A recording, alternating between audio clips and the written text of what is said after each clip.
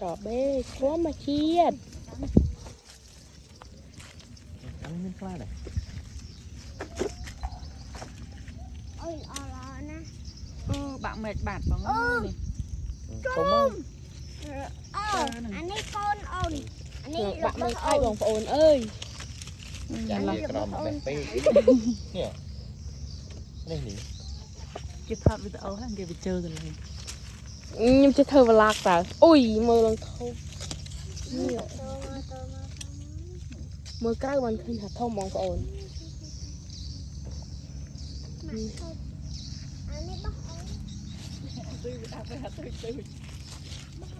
បងប្អូន អាទូចបោះអូន ណែជឿ ហ្នឹងឯងឡើងធំបាក់មេឃអ่ะ នេះហី ហ្នឹងហើយធំហ្នឹងមក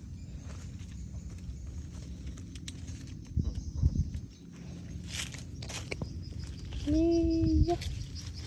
មួយក្រៅបាននឹងថាធំ ម៉ែ នេះ នេះ ស្ បោះ វាយតិច បាក់ហ្នឹង អឺមែនអូ អូនតបៃធម្មជាតិមែនអត់នេះ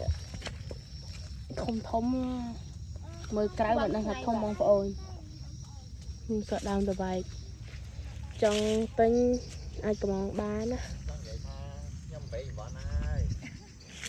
ខ្ញុំខ្លាយច្រើន ខ្លាយច្រើនណា តាយកកបាត់មកអត់កបាត់មកនេះ បានមកច្រៃហើយមួយផ្លេតធំមកបងណាងនោះត្រាទៀតអំពៅអូច្រើនណាស់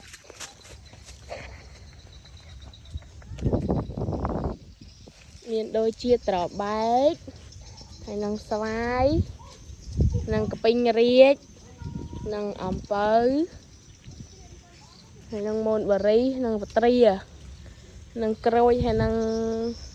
មកកាក់ហើយនឹងច្រើនទៀតបងប្អូនមានអំពៅទឹកទៀត